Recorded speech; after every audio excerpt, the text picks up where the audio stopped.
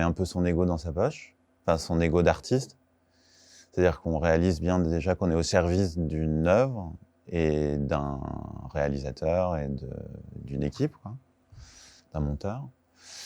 On discute avec ces gens-là, on passe du temps pour essayer de comprendre ce qu'ils ont fait, et puis suivant les cas, on travaille sur le scénario, mais sur les films de fiction, en tout cas, c'est différent sur le documentaire ou sur les séries documentaires. Sur les films de fiction, on tombe rarement dans le mille. Enfin, souvent, on discute sur le scénario, on commence à composer des trucs. Mais moi, pour ma petite expérience, à chaque fois qu'on a fait ça, c'est pas des trucs qui ont été gardés pour le film, en fait. C'est vraiment les images qui décident, in fine. En fait. Marguerite et Julien sont frères et sœurs, mais c'est Julien l'aîné. Ils s'aiment si fort que rien ne peut les séparer. Marguerite, Julien, revenez!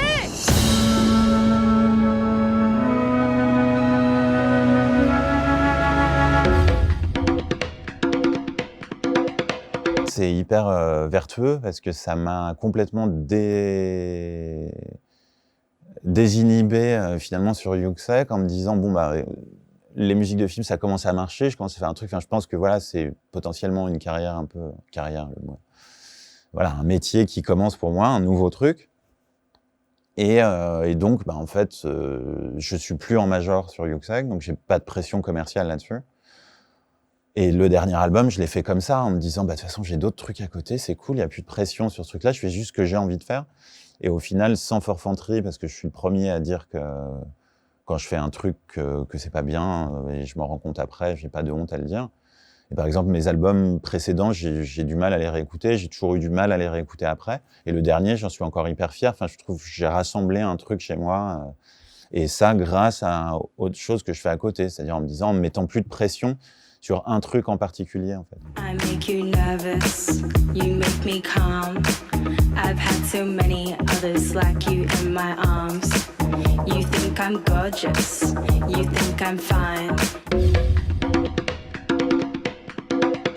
En gros, l'idée, c'était d'avoir un vrai thème fort pour les génériques d'entrée de fin, ce que j'ai trouvé assez vite, heureusement, et c'est pour ça qu'ils ont fait appel à moi au final, c'est qu'on était plusieurs compos, il y avait une espèce de compète, en fait, de quelques compositeurs avec qui ils avaient envie de travailler. On a tous fait un thème générique court, 30 secondes, et voilà, c'est moi qui l'ai emporté.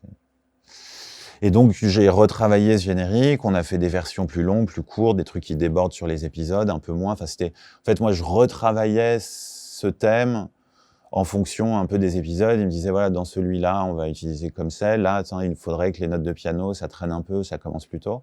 Et puis après, je leur avais fait aussi une bibliothèque